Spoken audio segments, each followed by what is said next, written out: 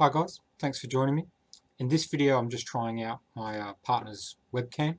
So I'm sitting in front of my desktop for a change, just to see how it works out. So we'll give it a go and see how the quality is. While I'm doing that, I just thought I might as well do an actual topic for the video. And the topic that I just want to bring up just for you guys to have a think about is they do say that it takes 10 years roughly, or about 10,000 hours to become an expert in something. And that may be very well true. I probably wouldn't disagree with that too much. But what I'd just like to add is that I see a lot of guys down my local centre that I've known over the years have been playing for more than 10 years and really haven't improved at all, even though they're only an intermediate status. Um, I can understand if you're a high advanced level player, it's difficult to keep improving because the law of diminishing returns will eventually catch up with you. You can't necessarily do enough training to keep improving stuff. If you can only train 3 or 4 times a week, you just may not be able to physically do enough training to keep improving because it keeps getting harder to improve. However, I do see a lot of guys who are just really a intermediate stage. Not bad, not great, lots of room for improvement, and really haven't changed much 10 years or more of playing. So the question I'd like to pose is really, do these players have 10 or more years of playing, or really 1 or 2 years of playing 10 times over? Are they just repeating the same stuff and going through it over and over again? And I think for these sort of guys who stall at a level that's way below their potential, I think that's the case. I think what's happening is they're just really going through the motions, having fun, but not really working at it. So year to year, just repeating, not really doing anything new. And if that's the case for you, if you've found that you probably have stagnated and haven't really improved much in the last year or two or longer, then what I've got is 3 points that I think are worth thinking about that might help you get a little bit out of that rut. And the first point being that you've got to be engaged.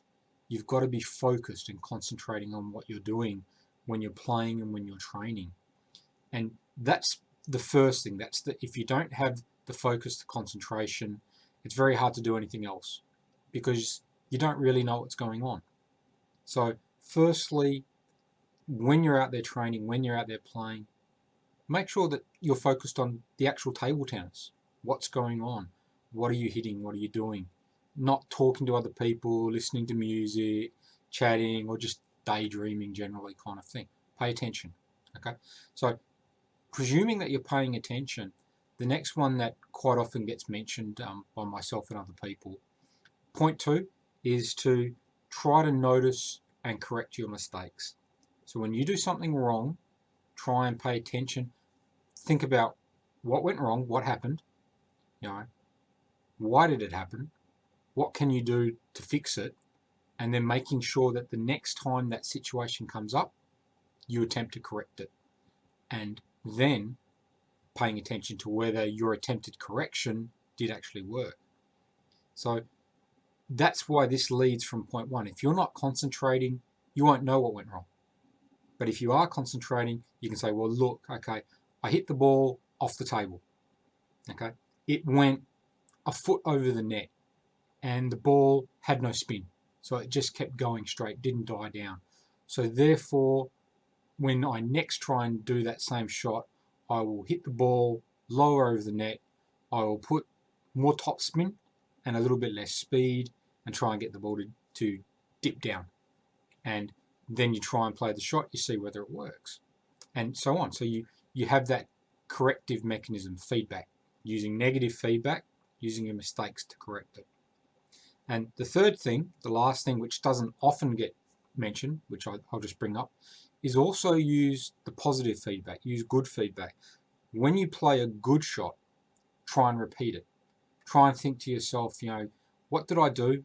What was so good about it?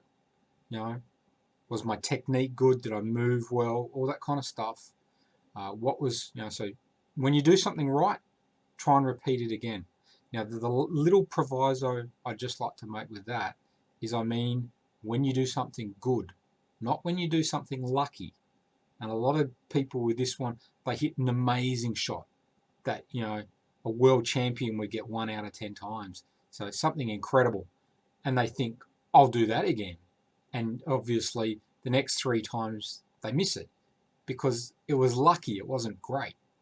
You know, you're looking for good technique, something that you did the right things, you did good technique, and you got a good result. Then try and repeat that.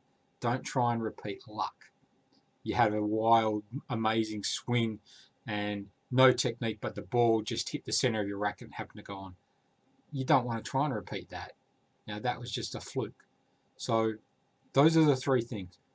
Be focused, know what you're doing, pay attention to what's going on.